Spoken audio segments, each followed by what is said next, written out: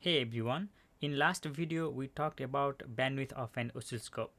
In this video we will talk about an oscilloscope probe. As usual I have some description before we go to the bench. If you like to see the experiments in the lab then you can skip first few minutes of this video. So what is an oscilloscope probe?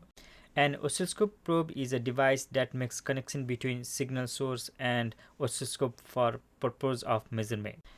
This connection can be just as simple wire connection or a complex device like active probe with advanced electronics inbuilt to it. You can see there are some features of an oscilloscope probe. It has a tip, ground wire, and in some probes it has attenuation switch and compensation port. There are different types of oscilloscope probes. Passive voltage probes, which are most common type of probes we can find in use.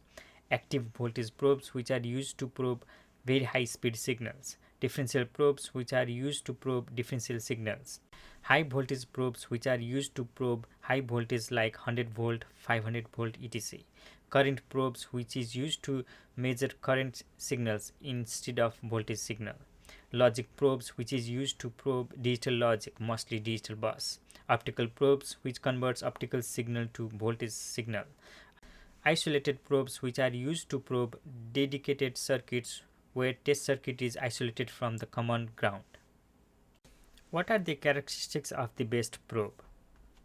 First, it needs to be easy to use. Probe should not load the signal of interest, and ideally probe should not introduce the noise to the measured signal.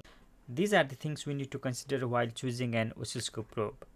Probe bandwidth should be at least 5 times larger than the signal of interest. This applies to the oscilloscope also.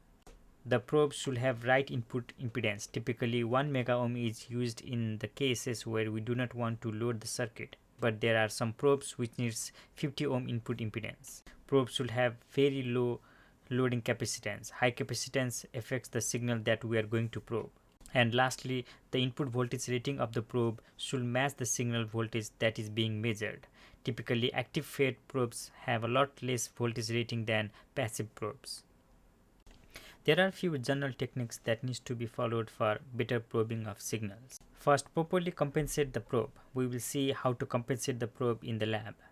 Keep the ground loop as small as possible. Long lead wire increases the inductance so that it introduces more noises in the signal. Avoid long wires. Use proper attenuation in the probe. 1x or no attenuation is good for measuring small signals, but it limits the bandwidth. Remember that the ground lead of the probe is connected to the chassis ground of the oscilloscope, so never connect ground lead to the active voltage. And absolutely avoid overloading the active fed probes, which will damage the probe itself. Active fed probes are super sensitive to the ESD and overvoltage. Well, that is the theory. Now let's go to the bench and experiments with the oscilloscope probes that we have here in the lab. Let's start from the basic passive probe. This is a basic passive probe. This is the probe tip. It comes with a clip, and this is the ground clip. Usually the ground clip has a long wire attached with it.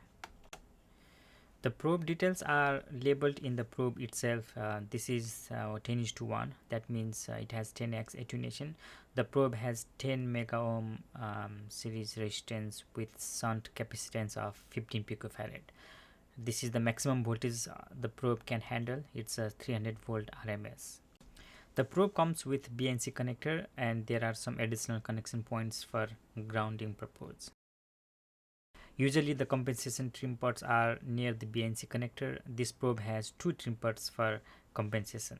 Let's see some of the accessories that comes with this probe. There are few items.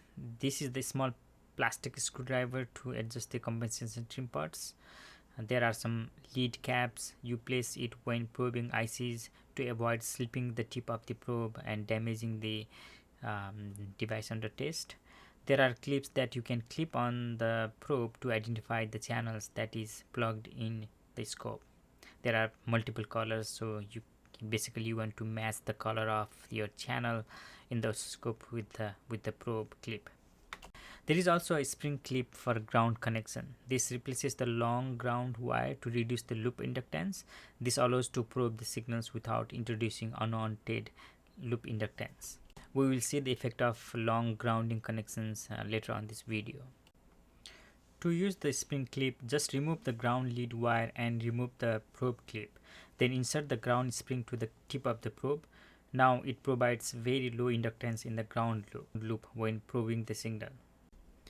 Another interesting accessory is the BNC adapter. If you have BNC connector, then you can use this adapter to connect the probe directly to the BNC connector.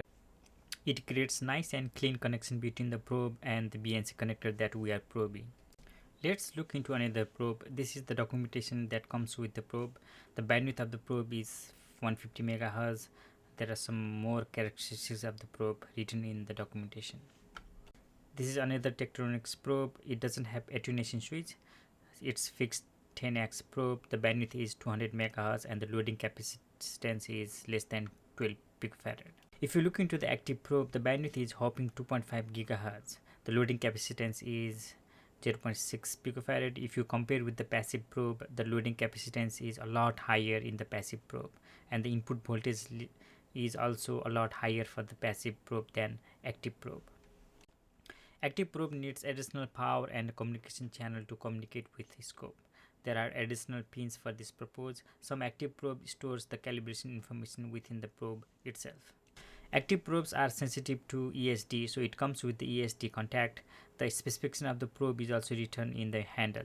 The proper way to grab the probe is touching the ESD contact point. Never discharge the ESD in the tip of the probe. This is another active probe which has loading capacitance less than 1 picofarad, 1 GHz bandwidth, 10x attenuation and 40 volt peak RMS input. It also has additional connection points to the scope. That means active probes are specifically designed to be used with specific oscilloscope series. One thing I would like to note is the probe bandwidth is reduced when the probe is used in 1x mode. For an example, for this probe, the probe bandwidth is reduced to 6 MHz in 1x mode compared to 200 MHz in 10x mode. Let's briefly look into a differential probe. This is a very old Tektronix differential probe.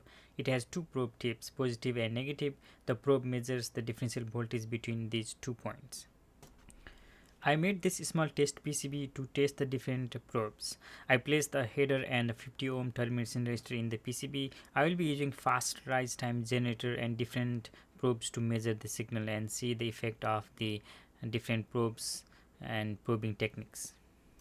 First, let's see how to properly compensate the probes. Scopes have reference output signal where you have to connect the probes and adjust the compensation trim pots until the signals looks okay in the scope.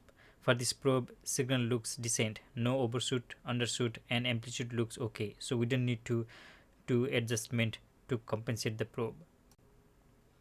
If we need to compensate the probe, then we can use this mini screwdriver to tune the trim pots. Let's use the passive probe using long ground lead to probe the high-speed signal. As you can see, there is significant overshoot, undershoot, and ringing in the signal, which is caused by poor probing technique. The rise time of the signal is also measured about 4 nanoseconds, which translates to the bandwidth of 88 MHz. This is limited by the bandwidth of the probe. Now let's use the ground spring clip instead of the long ground wire for probing the same signal. By the way, this is also a handy tool to hold the probe in place.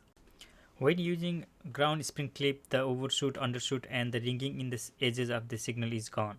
This shows impact of the long wire in probing of the fast rising signals. The same signal looks totally different depending on the probing technique. Now we use the BNC adapter to probe directly in the output of the signal generator with 50 ohm termination. The results looks same as before. Now let's use the active probe with 2.5 GHz bandwidth to measure the same signal. See how the signal looks clean, and the measured rise time of the signal is around 260 picosecond, which translates to the bandwidth of around 1.3 GHz. This shows the importance of using right probes and probing technique to accurately perform measurements using oscilloscope.